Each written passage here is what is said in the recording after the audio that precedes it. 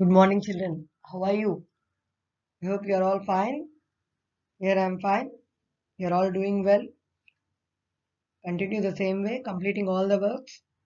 You are all very good children. Children, we are dealing the lesson atoms and molecules. In the last class, you have learned about the element names, Latin names and all. Okay, today we are going to continue with the next part of our lesson. In the last class, we have learned about atom and elements. But in some elements, we'll find two or more elements combined together to form molecule. So examples like oxygen, hydrogen and nitrogen, where we find two atoms of hydrogen, two atoms of oxygen and two atoms of nitrogen. Then this oxygen, hydrogen and nitrogen, those are called as molecules. So a molecule is a group of two or more atoms which are held together strongly by some kind of attractive forces. Okay, such an attractive force holding the atoms together is called as chemical bonding. And these about chemical bonding you are going to study in your 10th standard children in detail. Okay, one whole lesson is there now. Now you have to understand what is the molecule in this class. Okay, already I hope you know what is an atom. In detail about atom, you're going to continue in the next lesson also. Okay. Now coming to the definition of a molecule, it is the smallest particle of an element or a compound which can exist freely under ordinary conditions, and it shows all the properties of that substance.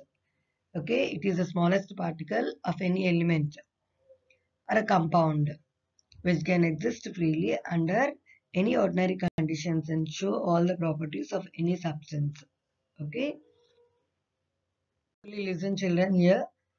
So as to the definition, a molecule is the smallest particle of an element or a compound. So depending on that, molecules of an element or molecules of compound are of two types for the molecule. So one after the other we are going to discuss. First one is molecule of an element.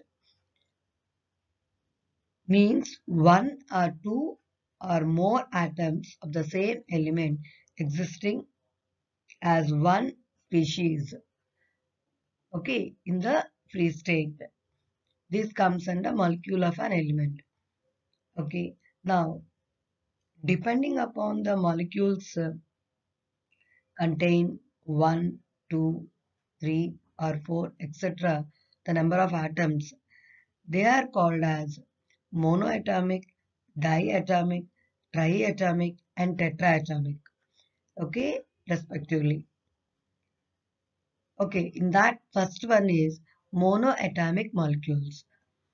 So noble gases, I hope you know this: helium, neon, argon, krypton, xenon exist as a single atoms. Okay, so then they are known as molecules of monoatomic. Then the symbols for their molecules and atoms will be same. Now coming to the second type, that is diatomic molecules. In a molecule of hydrogen, two atoms of hydrogen exist together. Okay, so its molecule is therefore represented by H2.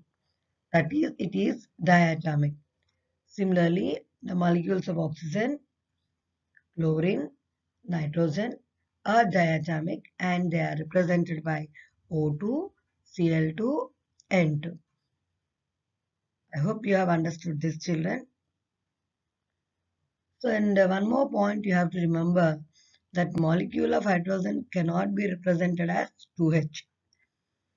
This way of representation represents as atoms of hydrogen and it is not a molecule of hydrogen. So, when you are writing O2, Cl2 or N2, it is what, ma? It is a molecule. Okay. So children, to write the molecule of oxygen or hydrogen, chlorine, what we have to write? First, write the symbol for the element like oxygen, chlorine, and nitrogen. Then, write 2 as a subscript. If it is for oxygen, O2. If it is chlorine, Cl2. If it is hydrogen, H2. And nitrogen, N2.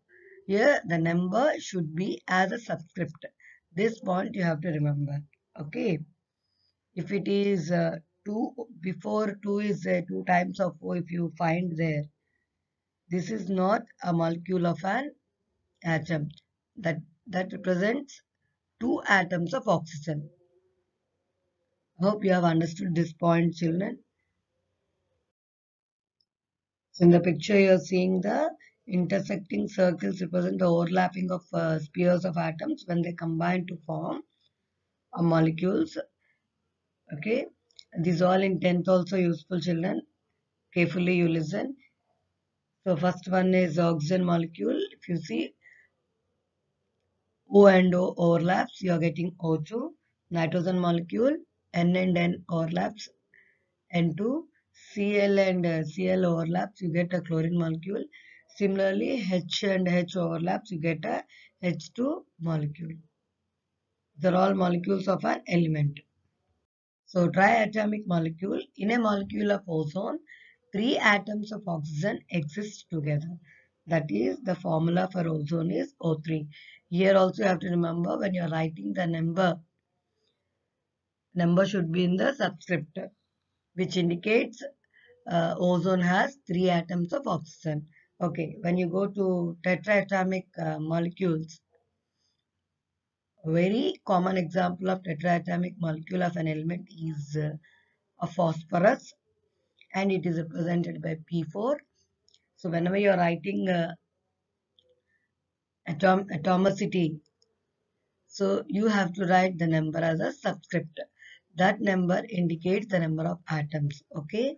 Other examples like sulfur exist as octoatomic. That means it is represented by S8. Okay.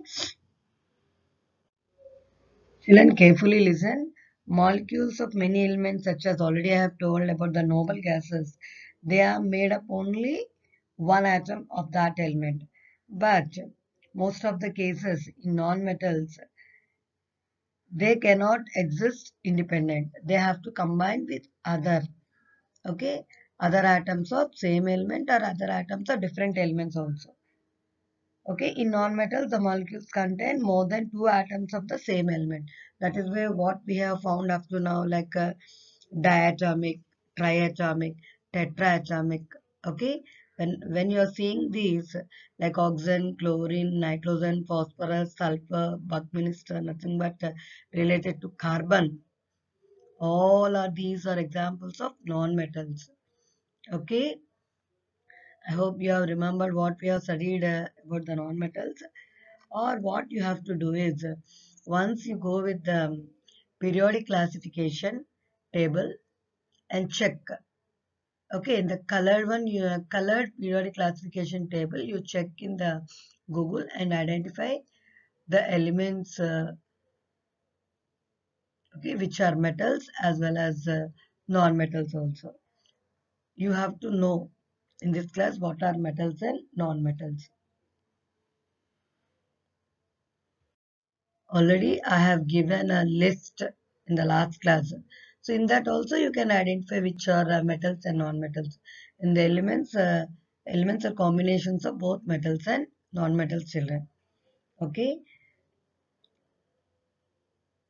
So you have to remember molecules containing more than 4 atoms are generally called as a polyatomic. So sulfur S8 is a polyatomic molecule of an element. Now when you go with the Buckminster fullerene, that is C60, it is also a polyatomic. Okay. Now you have to know what is atomicity. The number of atoms present in one molecule of a substance is called atomicity. Okay, when you find AR is only one atom, so we call it as a monoatomic. When you go with H2, there we got two number of atoms, we call it as a diatomic. When you find O3, it is three atoms, we call it as a triatomic. Similarly, when you go with phosphorus, it is P4, we call it as a tetraatomic. Okay, when you go with octoatomic, SH.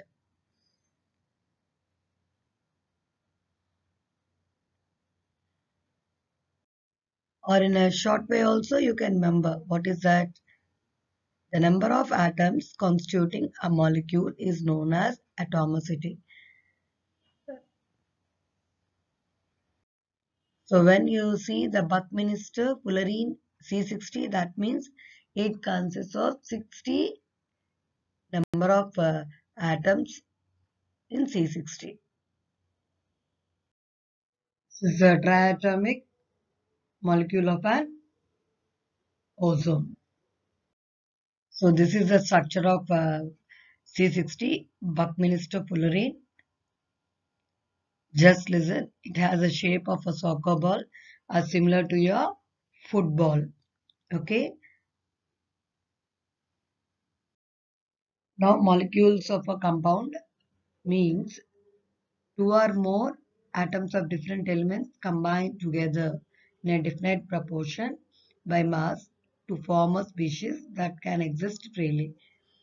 Okay, when you go with an example like water, H2O represents a molecule of a compound, that is water, in which two atoms of hydrogen are combined with one atom of oxygen. Okay, and already I have discussed about the ratio. Hydrogen and oxygen are combined in a fixed ratio, that is 1:8 by mass. Okay, when you go with carbon dioxide,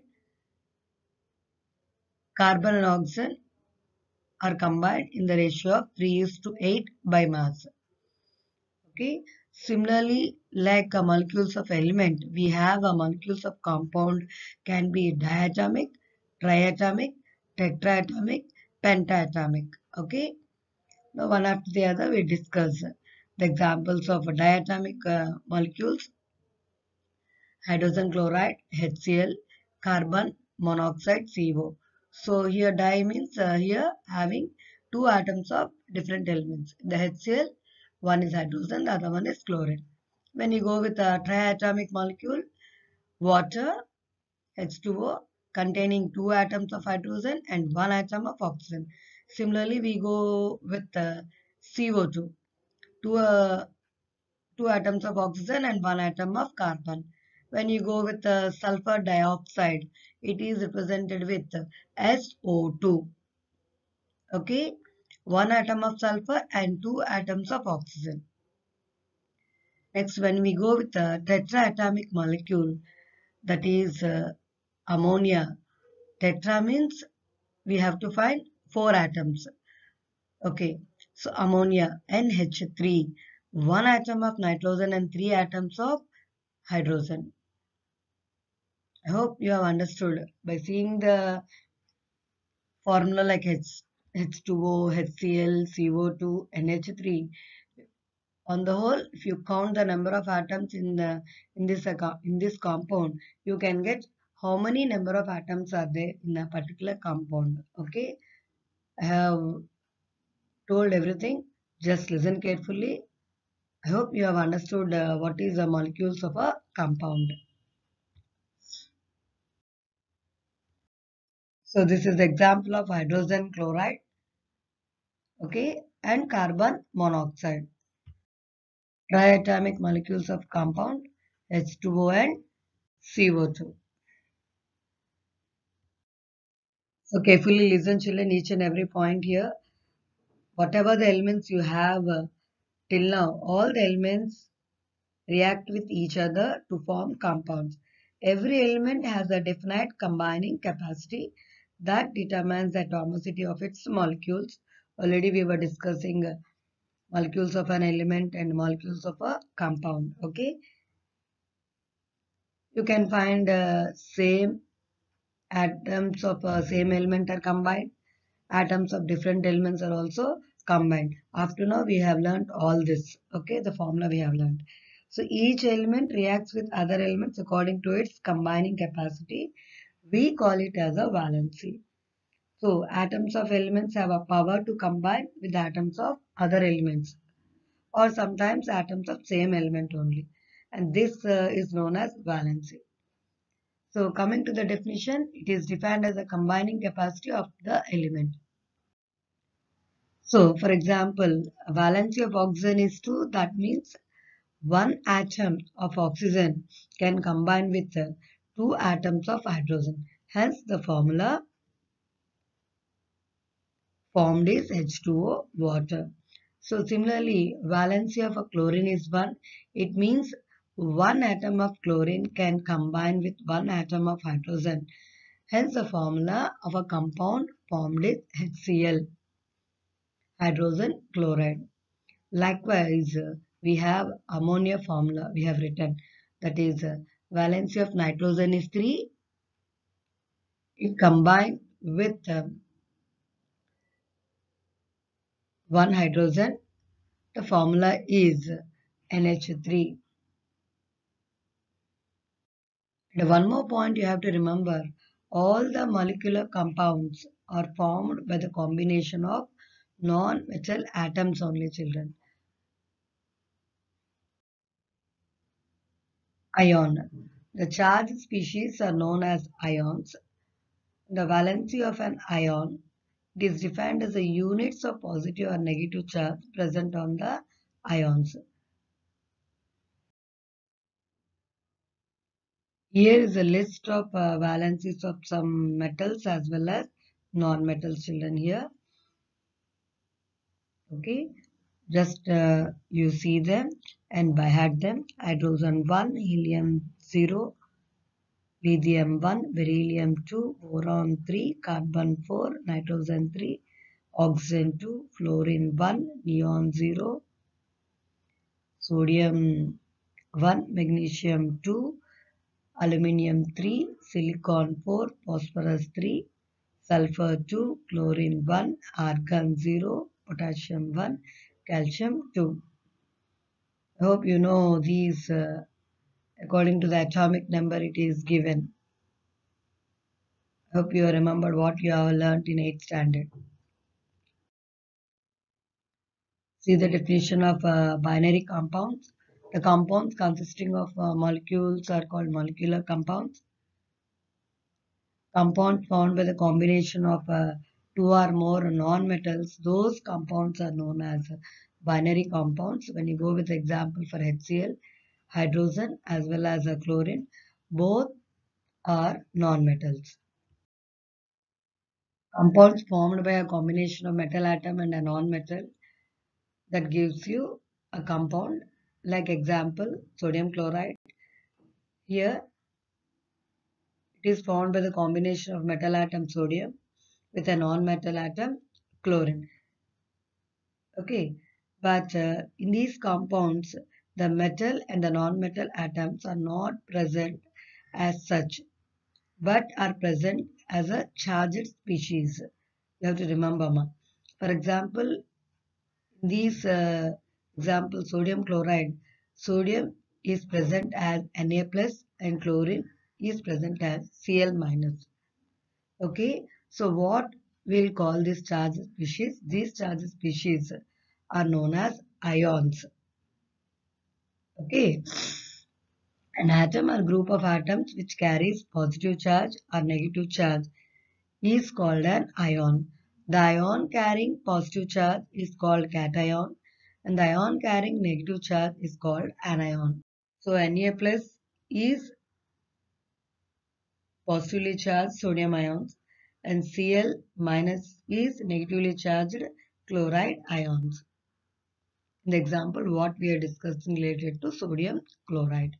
Just listen, children. The ions consisting of only single atoms are called monoatomic ions, whereas an ion consisting of a group of atoms is called polyatomic ions. So here is a list of positive ions, nothing but cations.